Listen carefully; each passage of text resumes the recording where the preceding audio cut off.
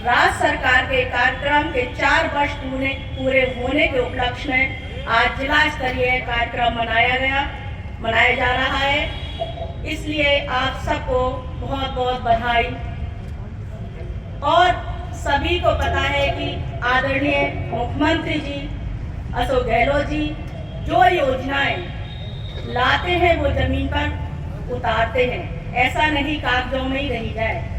चाहे वो महिला बाल विकास हो, राजीविका हो, पालनहार योजना हो, शहर में भी रोजगार की गारंटी की जो योजनाएं आई है वो भी बखूबी हमारे भाई बंधु माता बहनें इसमें शामिल होकर अपना रोजगार प्राप्त कर रही हैं। चाहे चिरंजीवी योजना हो, निःशुल्क यूनिफॉर्म का कपड़ा जो बच्चों को निःशुल्क स्कूल में दिया गया है, एक वाकई में काफी सराहनीय है। और काफी जो माँ बाप गार्जियन जो बच्चों को यूनिफॉर्म नहीं पहना पाते थे, गरीब थे, तो इस तरह की योजना से काफी हद तक पेरेंट्स को मदद मिली है।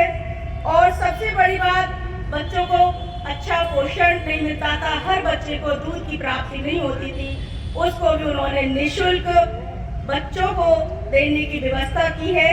और चाहे इंदिरा रसोई योजना हो, इसमें सभी लोग गरीब से गरीब, चाहे रिक्शा चालक हो, मजदूर हो, सभी लोग हर प्रकार के, ऐसा नहीं गरीब लोग, बहुत से लोग टेस्ट के लिए गए भी हैं, बहुत अच्छा टेस्ट रहा है। मैं भी गई हूँ, कलेक्टर साहब भी गए हैं, एसपी साहब भी, सभी अधिकारियों ने टेस्ट किया है। बहुत अच्छी योजना चली है जिससे कोई भूखा ना सोए। ये अच्छी सोच के साथ जो पहल की है, ये वाकई में मुख्यमंत्री साहब को दिल से, गरीबों के दिल से दुआएं निकल रही हैं। शुद्ध के लिए युद्ध, ये भी बहुत बड़ी हमारे यहाँ समस्या है।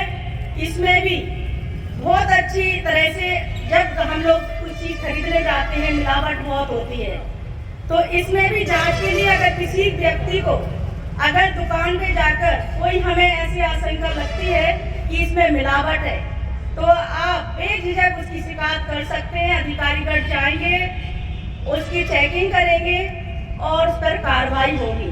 तो आप लोगों की कोई ऐसी अगर सामने कोई बात आती है तो जरूर अवगत कराएं। महात्मा गांधी इंग्लिश मीडियम, जो बच्चे गरीब से गरीब हो, चाहे अमीर के बच्चे तो पढ़ ही लेते हैं, मीडियम क्लास भी पढ़ लेते हैं, लेकिन गरीब बच्चे, गरीब माँ बाप कभी कल्पना भी नहीं कर सकते थे सपने में भी कि हमारे बच्चे इंग्लिश मीडियम में पढ़ेंगे।